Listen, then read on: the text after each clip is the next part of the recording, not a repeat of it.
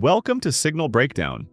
Today we dissect one of the most gripping, emotionally shattering, and socially reflective zombie films of the 21st century. Train to Busan, directed by Yeon Sang-ho. This 2016 Korean masterpiece doesn't merely deliver intense action and chilling horror. It reveals a raw, intimate portrait of human instincts, societal collapse, and the profound question, what makes us worth saving? Let's board the train. Let's break this all down in vivid human detail. We open just outside Seoul. A biosecurity checkpoint blocks the road. Vehicles slow. Government agents in hazmat suits wave drivers forward, inspecting each one for signs of contamination. It's routine. Cold. Bureaucratic. No urgency. No emotion. Just another task in a long list of protocols. A truck driver pulls up, irritated. He rolls down his window, barely listening as he follows the orders. He sprays his wheels as instructed and drives off into the quiet, gray morning. On his route, something unexpected happens. He hits a deer. Its broken body lies twisted on the road, lifeless. But the camera doesn't cut away. It lingers. We wait. Then, the deer twitches. Slowly. Awkwardly. It stands. Its bones crack audibly, limbs crooked. Its eyes are cloudy, white. Something is terribly wrong. Something unnatural has begun. Cut to the city. The skyline of Seoul, cold towers of glass and steel. Imposing, impersonal. Inside one of them, we meet Seok Woo, a fund manager. A man of structure, success, but also a man emotionally absent. Divorced, detached. A father, but one who has forgotten how to connect. His day unfolds like many before it. Rigid, professional, fast-paced. One phone call to the next. One spreadsheet after another. His expression unreadable. In his office, he holds his phone in one hand while flipping through documents with the other. His tone is calm, focused. Not a single moment of hesitation. He smooths over conflicts, offers reassurances, solves problems. But then, something unfamiliar interrupts the routine.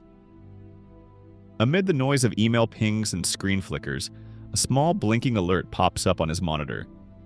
Just a headline. Tucked in the corner, almost hidden. City officials investigating violent outbreaks. Citizens advised to remain indoors. He frowns slightly, hesitates. His thumb hovers over the next number to call, but curiosity tugs at him. He clicks the link. The page loads slowly. Words come into focus. Unexplained attacks.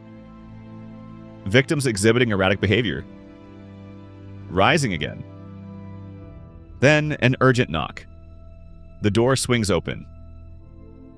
"Sir," his assistant says, breath shallow. "You need to see this right now." The calm of the day evaporates.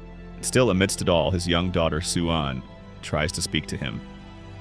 She asks to visit her mother in Busan for her birthday. But he's barely listening. Instead, he gives her a gift. A Wii. A console she already owns. He doesn't see her disappointment. Or maybe he chooses not to. That night, alone in her room, Suan softly sings a song she's been rehearsing. A gift for her father. But she falters halfway. The lyrics escape her. Her voice fades. She's not ready, not yet. Finally, Seok Woo relents. They'll go to Busan in the morning. At the station, the platform is buzzing. The high-speed KTX train to Busan stands gleaming. No one suspects what's about to unfold. Aboard the train, we meet an ensemble of passengers, each representing a slice of Korean society. Two elderly sisters, In Gil and Yong Gil. One chatters endlessly. The other listens with practiced patience. A lifetime of shared pain and laughter sits between them. A rowdy high school baseball team storms on. Among them, Yong-guk, shy but brave, and Jin-hee, a bubbly cheerleader smitten with him. A homeless man slips aboard unnoticed, muttering to himself. He hides in the restroom. Most passengers pretend not to see him. And finally, a young woman limping, clutching her abdomen, stumbles aboard. Her face is pale. She collapses in a bathroom stall, shaking, gasping. Her leg is wounded, and the doors close. As the train speeds into the countryside, life appears to go on as normal. Seok-woo works. Suwon stares silently out the window. But deep in the rear of the train, something is stirring. The injured woman convulses. She arches her back unnaturally. Her eyes roll white. She dies. And then, she rises. The infection spreads like fire. The first victim is a train attendant, then another. They fall, they rise, hungry, screaming. Within minutes, the rear cars become a bloodbath. Screams echo down the corridor. Passengers flee forward. The undead chase them with terrifying speed. Doors slam. At first, Seok-woo ignores it, just noise, a disruption. But when he sees the truth with his own eyes, instinct kicks in. Sang-hwa, a rugged man traveling with his pregnant wife, doesn't wait. He charges at a zombie, fists flying. They barricade the doors with anything they can find. Glass panels, suitcases, sheer desperation. The infected pound at the glass, eyes wide, teeth gnashing. This isn't a panic, it's a war. Seok-woo frantically calls his government contacts. They downplay it. It's a riot! Don't worry. But the truth, it's everywhere. Cities in flames, smoke, screaming. Helicopters spiral down in live broadcast. Phone calls go unanswered. Static, screams, silence. Suwon tries to call her mom. The line is dead. Then, hope. The conductor announces an emergency stop at Daejeon. "Soldiers are waiting," he says. Passengers breathe. Maybe there's a chance. They disembark slowly, cautiously. The station feels too quiet. Then a lone soldier appears, his uniform bloodied. More follow. Not men, not anymore. They lunge. Screams erupt. Bodies fall. People scatter. Seok-woo grabs Suwon. Sang-hwa shields his wife. The team fractures. Doors slam. Limbs caught. Screams cut short. Only a few make it back to the train. Sang-hwa nearly doesn't. He trips. Seok-woo hesitates. And then for the first time, he runs to save him. Now a new mission begins. Seok-woo, Sang-hwa, and Yong-guk are trapped in separate cars from their loved ones. To reunite, they must fight. Each train car is a gauntlet. They armor themselves with duct tape and shields. In dark tunnels, the undead go blind. They move in whispers. Each movement is timed. Every breath matters. They fight with fists, with courage, with love. Sang-hwa leads the charge. Pure brute force. Yong-guk swings his bat, fear in his eyes. Seok-woo fights too. Slowly. Learning, changing, but not without loss. Sang-hwa is bitten. He knows it's over. But he doesn't panic. He tells his wife he loves her, he holds the door, and dies protecting them all. They reach the front, but Yeon-suk, the selfish corporate executive, turns the tide. He lies, spreads fear, demands that the survivors be locked out. They comply. Seok-woo, Suwon, Seong-kyung, Jin-hee, trapped in a vestibule, powerless, watching as their friends are left to die. Jung-gil has seen enough. She walks to the infected door and opens it. The zombies pour in, screams return. The selfish perish. Jin-hee is bitten. Yong-guk holds her, even as death closes in. They die together. The train stops again. Blocked tracks, fires. They disembark once more. Only a few remain. Seok-woo, Suwon, Seong-kyung, and Yeon-suk. They crawl across shattered windows. Risk every step. At one point, the train collapses above them. Suwon screams.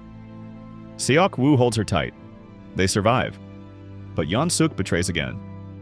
Pushes another man to his death. He escapes, but he's bitten.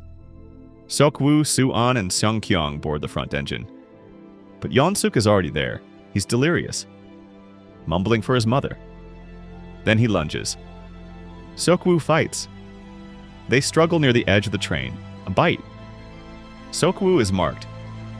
He puts Soo-an in Seong-kyung's arms, shows her how to use the brake, then walks to the back of the train. Tears stream down his face. He remembers Soo-an as a baby, her tiny fingers, her laughter. Then he steps off, into the sunrise.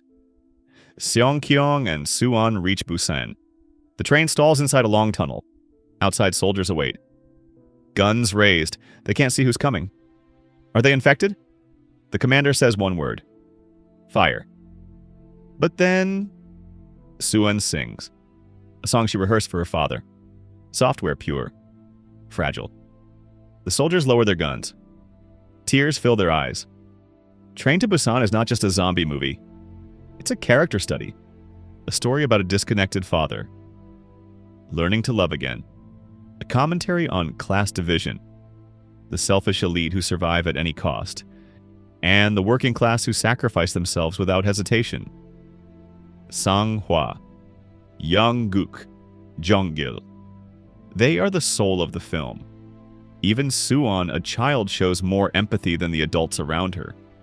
And in the end, love, not violence, saves the last survivors. Let's not forget the filmmaking. Director Yeon Sang-ho crafts tension with precision.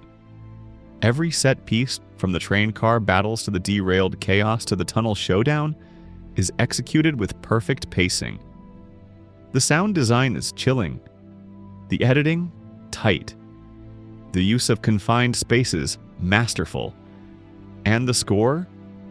It never overpowers. It aches. Thank you for riding with us on this breakdown. This was Train to Busan, a modern masterpiece of action, horror, and heart. If you enjoyed this deep dive, please like, share, and subscribe to Signal Breakdown. Until next time, stay safe out there. And remember, in a crisis, our choices define us.